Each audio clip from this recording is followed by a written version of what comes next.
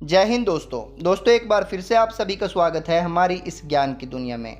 दोस्तों आज के हमारे इस वीडियो में हम आपको सुनाएंगे शिव पुराण श्री रुद्र संहिता के तृतीय खंड के अध्याय 30वें की कथा, जिसमें ब्राह्मण वेश में पार्वती के घर जाने के बारे में शिव जी के बारे में बताया गया है। तो दोस्तों वीडियो को शुरू करते हैं। तो ब्रह्मा जी बोले, हे नारद, गिरिराज हिमालय और देवी मैना के मन में भगवान शिव के प्रति भक्ति भाव देखकर सभी देवता आपस में विचार विमर्श करने लगे।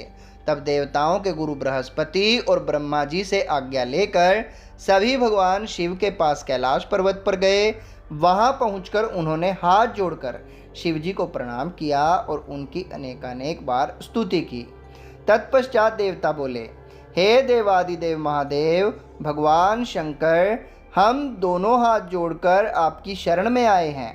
हम पर प्रसन्न होइए और हम पर अपनी कृपा दृष्टि बनाइए। प्रभु, आप तो भक्तवत्सल हैं और अपने भक्तों की प्रसन्नता के लिए कार्य करते हैं।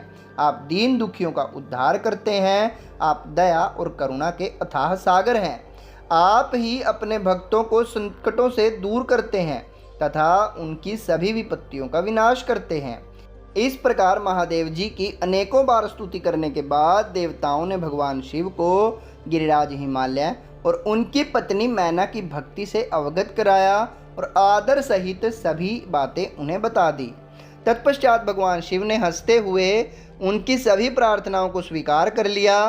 तब अपने कार्य को सिद्धि हुआ जानकर सभी देवता प्रसन्नतापूर्वक अपने अपने धाम लौट गए। जैसा कि सभी जानते हैं कि भगवान शिव को लीलाधारी कहा जाता है, वे माया के स्वामी हैं। पुनः वे शैलराज हिमालय के घर गए। उस समय राजा हिमालय अपनी पुत्री पार्वती सहित सभा भवन में बैठे हुए थे।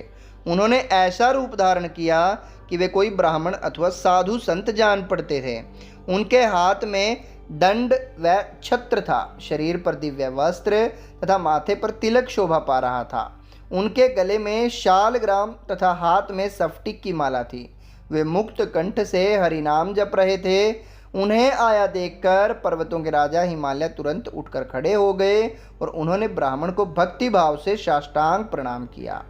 देवी पार्वती अपने प्राणेश्वर भगवान शिव को तुरंत पहचान गई।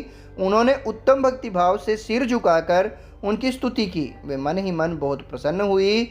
तब ब्राह्मण रूप में पधारे भगवान शिव ने सभी को आशीर्वाद दिया। तत्पश्चात हिमालय ने उन ब्राह्मण देवता की पूजा आराधना की और उन्हें मधुपर्क आदि पूजन सामग्री भेंट की, जिसे शिवजी ने प्रसन्नतापूर्वक ग्रहण किया। तत्पश्चात पार्वती के पिता हिमालय ने उनका कुशल समाचार पूछा और बोले, हे विप्रवर, आप कौन हैं? यह प्रश्न सुनकर वे ब्राह्मण देवता बोले, हे गिरिश्रेष्ठ, मैं वैष्णव ब्राह्मण हूँ और भूतल पर भ्रमण करता रहता हूँ। मेरी गति मन के समान है, एक पल में यहाँ तो दूसरे पल में वहाँ। मैं सर्वज्ञ परोपकारी शुद्धात्मा हूँ। मैं ज्योतिषी हूँ और भाग्य की सभी बातें जानता हूँ। क्या हुआ है, क्या होने वाला है, यह सब कुछ मैं जानता हूँ। मुझे ज्ञात हुआ है कि आप अपनी दिव्य सुलक्षणा पुत्री पार्वती को, जो कि सुंदर एवं लक्ष्मी के समान है, आक्षय विहीन कुरूप और गुणहीन महेश्वर शिव को सौंपना चाहते हैं। वे शिव जी तो मरघट में रहने वाले हैं। उनके शरीर पर हर समय सांप लिपटे रहते हैं और वे अधिक समय योग और ध्यान में बिताते हैं। वे नंग धड़ंग होकर भी इधर उधर भटकते रहते हैं। उनके पास पहनने के लिए वस्त्र भी नहीं है। आज कोई उनके कुल के विषय में भी नहीं जानता है। वे स्वभाव से बहुत ही उग्र हैं। बात बात पर उन्हें क्रोध आ जाता है। वे अपने शरीर पर सदा भस्म लगाए रहते हैं। सिर पर उन्होंने जटाजूट धारण कर रखा है। ऐसे अयोग्य वर को, जिसमें अच्छा और रुचिकर करने लायक कुछ भी नहीं है, आप क्यों अपनी पुत्री का जीवन साथी बनाना चाहते हैं? आपका यह सोचना कि शिव ही आपकी पुत्री के योग्य है सर्वथा गलत है। आप तो महान ज्ञानी हैं। आप नारायण कुल में उत्पन्न हुए हैं। भला आपकी सुंदर पुत्री को वरों की क्या कमी हो सकती है? इस परम सुंदरी से विवाह करने को अनेकों देशों के महान वीर, बलशाली, सुंदर, स्वस्थ राजा और राजकुमार सहर्ष तैयार हो जाएंगे। आप तो समृद्धिशाली हैं। आपके घर में भला किस वस्तु की कमी हो सकती है?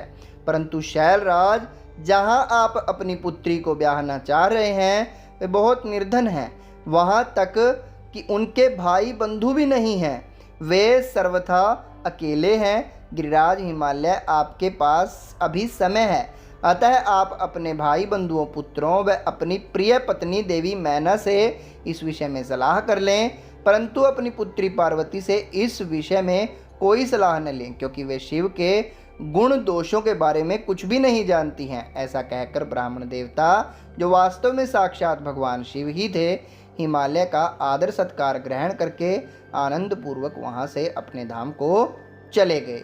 तो दोस्तों यहाँ पर समाप्त होता है अध्याय 30वां।